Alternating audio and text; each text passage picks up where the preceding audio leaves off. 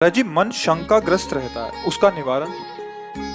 बुद्धि अपवित्र है, इसलिए मन शंकाग्रस्त है। अगर बुद्धि पवित्र हो जाए तो मन शंका रहित हो जाए, क्योंकि बुद्धि का शासन मन पे, मन का शासन इंद्रियों पे, इंद्रियां निर्विषय, हृदय पवित्र। अभी उल्टा है, विषयों के अधीन इंद्रियां हैं, इंद्रियों के अधीन मन है, मन के अधीन बुद्धि है, इसलिए प्रश्नवाचक चिन्ह बना रहता है।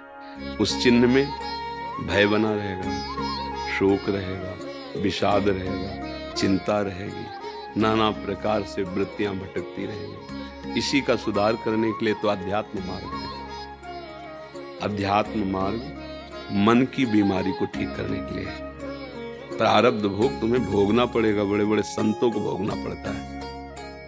रामकृष्ण परमहंस जी जैसे महापुरुष को गले में कैंसर था, बड़े बड़े संतों के जीवन में देखा।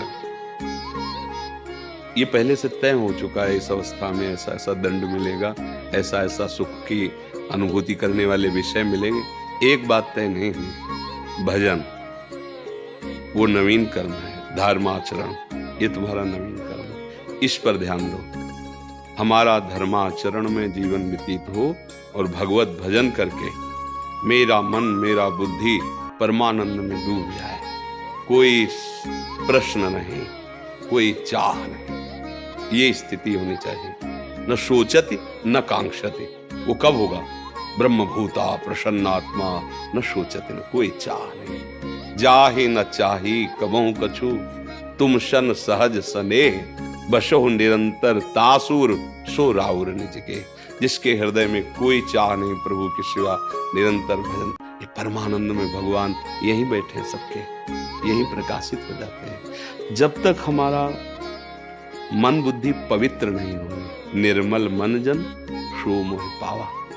जब तक बुद्धि पवित्र नहीं होगी तब तक शंकाएं तो बनी रहेंगी। अगर निशंक होना है, निर्भय होना है, निश्चिंत होना है, निशोक होना है, तो भगवान की शरण में होकर उनका नाम जप निरंतर करने का अभ्यास करो, अभी ठीक हो जाएगा।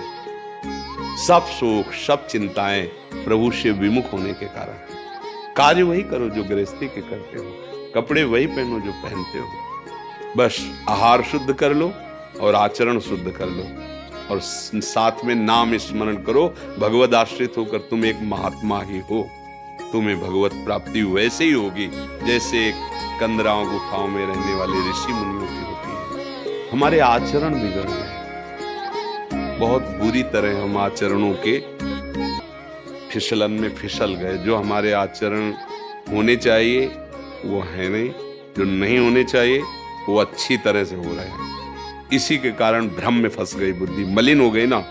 अब नाना प्रकार की चिंताएं, नाना प्रकार के शोक ऐसे छा जाते हैं, और यही शोक और चिंताएं लेकर फिर मर जाते हैं, फिर नया जन्म होता है, फिर नहीं। ये कब से चल रहा है? पुनरपि जननम पुनरपि मरणम पुनरपि जननी जठरे शयनम। इसी चक्र को नाश करने के लिए तो हमें मनुष्य शरीर मिला है, पर ये बात हमारे लोगों की समझ में कम आती है। बुद्धि खराब हो गई, मन खराब हो गया, अब गलत जगह सुख ढूंढ रहा है, पर स्त्री गमन या पर पुरुष गमन, मदिरापान, नशा करना, हिंसा करना, चोरी करना, दूसरे का धन हड़पना। कैसे ये सुख मिलेगा? शांति मिलेगी? कभी कभी नहीं मिलेगी। चाहे जितना आप धन एकत्रित कर लो, धन में शांति नहीं है, धर्म में शांति है, भगवत भजन में शांति है। हृदय शीतल हो जाता है। कैसी भी गरीबी परिस्थिति हो, कैसा भी व्यवहार में प्रतिकूलता हो, जब आपके हृदय में भगवान का भरोसा होता है और नाम जब चल रहा होता है, तो आप बहुत शांत रहते हैं, गंभीर रहते हैं। आपको पता है वो विश्व का पालन पोषण करने वाला प्रभु मुझे देख रहा है, जिस समय जैसा वो चाहेगा तत्क्षण बना देगा। धर्मात्मा पुरुष में, भगवद आश्रित पुरुष में एक महान शांति जागृत होती है, वो होती भगवान की कृपा से। मुझे लगता है यदि भजन किया जाए और आचरण सुधारे जाए, दो बातें, अपने दिनचर्या को, अपने जीवन को, हम सबको न्यायाधीश खुद बन करके जांच करना चाहिए। सामने शास्त्र वचन, संत वचन, गुरु वचन, और इसके बाद अपनी दिनचर्या को खुद जांचो एकांत में कि क्या आपकी दिनचर्या शास्त्र सम्मत है।